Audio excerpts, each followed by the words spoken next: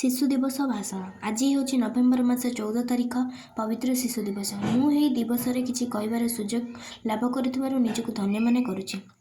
1879 मसीहा आज मास और दिन में अनेक महान गुणमान शिशु जन्म होता से मध्य आम प्रिय चाचा नेहरू थे अन्यतम, जहाँ को आम कहू पंडित जवाहरलाल नेहरू, जी कि आम स्वाधीन भारत प्रथम प्रधानमंत्री, स्वाधीनता संग्रामी एवं सर्वोपरि शिशु वत्सल पंडित नेहरू शिशु मान प्राण भरी भल पाउथिले। शिशु मान प्राण भरी भल पाउथिले।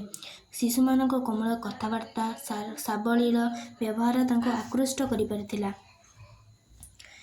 पिलामानक ग्रहण रे से प्राय समय बितावा पई आग्रह प्रकाश करुथिले। तांकरी भाषा रे आजिर शिशु संतान कालीर भविष्यत नागरिक, ए देश जातिर नियामक और कर्णधारा।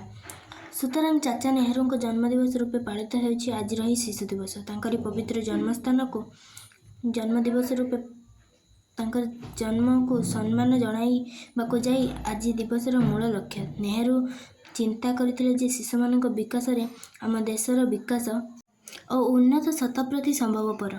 सेमानकर मानसिक अभिवृद्धि निमंते प्रत्येक पितामाता सजग तथा यत्नवान हेबा एकांत आवश्यक।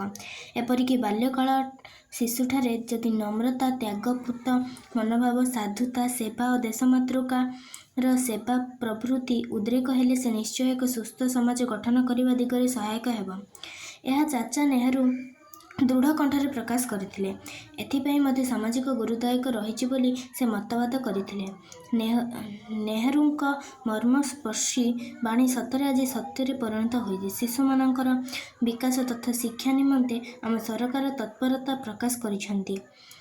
शिशु मानकर निर्मल स्वभाव, सुस्थ मन और उत्तम स्वास्थ्य विकास निमंते सरकार अनेक पदक्षेप मान ग्रहण करिसेंती। किंतु शिशु श्रमिक माने एते संख्यार बढ़ीगलानी जे आम सरकार मुंड व्यथार कारण पालिटी। एहार सुचिंतित प्रतिकार व्यवस्था मध्य सरकार ग्रहण करियछंती। शिशु श्रमिक आईन मध्य गठन करा जायछि। संपृक्त व्यक्ति विशेषों को कठोर दंड विधान करिवार व्यवस्था करा जायछि। परिवेश में मुझे कहबी जे नेहरू जेपरि देशप्रीति, शिशुप्रीति, मानविकता, उदार मन इत्यादि नीति ठीक सेमिति आम समस्ते शिशु मानक प्रति कठोर भाव प्रकाश न करी सेमानक प्रति दयाशील होई सेमानकर उत्तरण कामना करिबा। एहा प्रति पितामातांक परम कर्तव्य नेबा निहाती जरूरी। मुझे कही मोर वक्तव्य समाप्त करुछि। जय हिंद, जय भारत। ये वीडियो भल लगी लाइक, सब्सक्राइब एंड शेयर।